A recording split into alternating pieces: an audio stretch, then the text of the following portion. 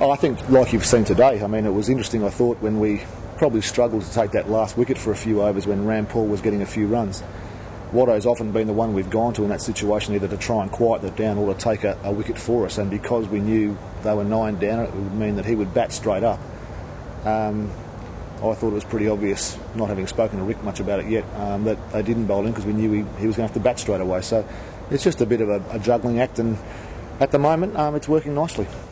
I think he's a bit weary more than anything else. Yeah, he's had 2 full days on the ground and bowled some overs, and just a bit stiff and sore and mentally worn out. So he's obviously pretty chuffed that he's at 96 not out, and looking forward to a good meal and a big sleep and turning up and hopefully getting another 100 or so tomorrow, I think. Yeah.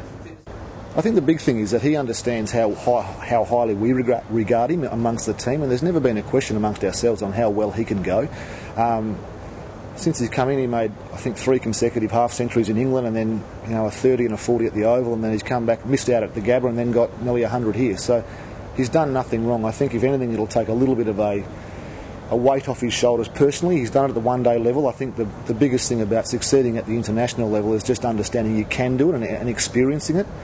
And tomorrow, if he can get across the line for this first 100, that'll take that doubt away from him. And then the sky's the limit. You've seen him make more than one-day international 100 now. He made consecutive ones in the Champions Trophy. The belief is a massive part, and that's one step of it tomorrow if he's successful. Yeah, very much so. It's something for all of us. We desperately want to play well and win well in Australia in our summer. It's very dear to us. It's something we take a lot of pride in, and Watto's no different. But you're right, he's probably had more success overseas in the last few years, and unluckily the couple of times that he's played Test match cricket, especially in Australia, he hurt his shoulder in Brisbane. He's been injured a couple of times, and because of those doubts created publicly, he's had to ride a bit of a rough ride in the public world, I suppose, in the media, and what people's perceptions of him are. So for him to be able to bowl and take wickets in Brisbane when he didn't get any runs and be part of a winning side, and then back up and take a couple of wickets and make a big score here is a huge step forward for him, both mentally and physically, to show that he can cope. Yeah, it was pretty disappointing.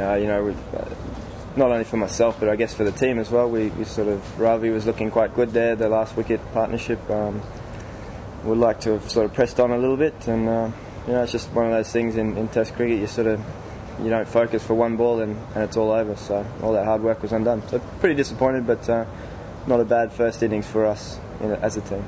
I think that's something that I've brought to the team. I think obviously I'm not the typical sort of West Indian style batsman, if you like, that maybe batting with the tail would sort of look to press on and sort of hit the ball in the air and that type of thing. I put some faith in the lower order, and they responded quite well. I think that's how you get the best out of them, and it showed, I guess, today, but it doesn't always work. But I think today it showed.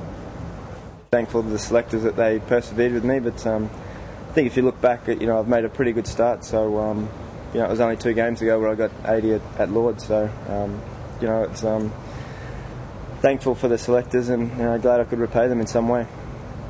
You're very good friends with Mitchell Johnson. Is he still on your Christmas card list?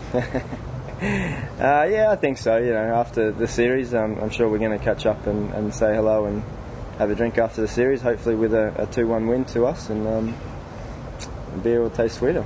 Openers come out and batted quite well. I didn't think we bowled that poorly, to be honest. The last little bit maybe not so great, but it's going to be one of those wickets where we have to, I guess, get their batsmen hitting to our fielders more so than the gaps, and try and restrict the boundaries. I think that's going to be our game plan, I think, looking forward to tomorrow. But we're going to have a sit down and have a chat about it shortly in the dressing room.